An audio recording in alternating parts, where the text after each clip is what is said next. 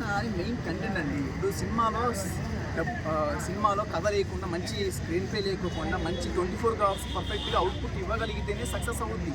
అది పెద్ద సినిమా అయినా చిన్న సినిమా అయినా కానీ ఖచ్చితంగా success is the only content అనేది దృష్టిలో పెట్టుకొని. ఇప్పుడు మనకి సూ ఫ్రమ్ షో అనే ఒక సినిమా, కళా సినిమా వచ్చింది సార్, లాస్ట్ వీక్ వచ్చింది, 10 days బ్యాక్. అది నియర్లీ తెలుగులోనే 30 crores కలెక్ట్ చేసింది మినిమం. అంటే content is the main, so important ఇవ్వాలి కంటెంట్.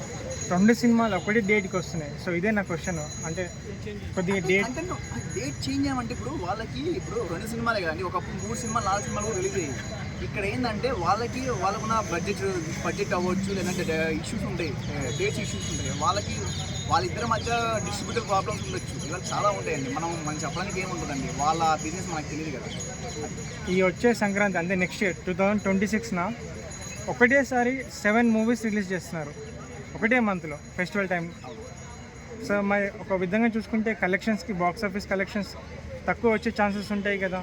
ఇన్ని డేస్ ఖాళీ పెట్టుకొని సంక్రాంతికి తీసుకోవడం ఇది ఏ విధంగా కరెక్ట్? మ్యాక్సిమము సంక్రాంతి అనేది మనకి ఎక్కువగా ఊళ్ళో పండుగ రోజు, ఆ రోజుకి ఎలాగ మంటలు వేసేసుకొని నెక్స్ట్ డే సంక్రాంతి చేసుకున్న తర్వాత పిండి వంటలు తినేసేసి సినిమాకి వెళ్ళడం మనకి ఒక ఆనవాయితీగా ఉండేది.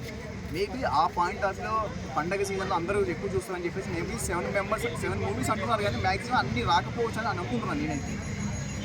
సినిమా అన్ని బాగుంటే అన్నీ చూస్తారండి, ఖచ్చితంగా చూస్తారు, అన్ని సినిమాలు చూస్తారు. Thank you. ఓకే.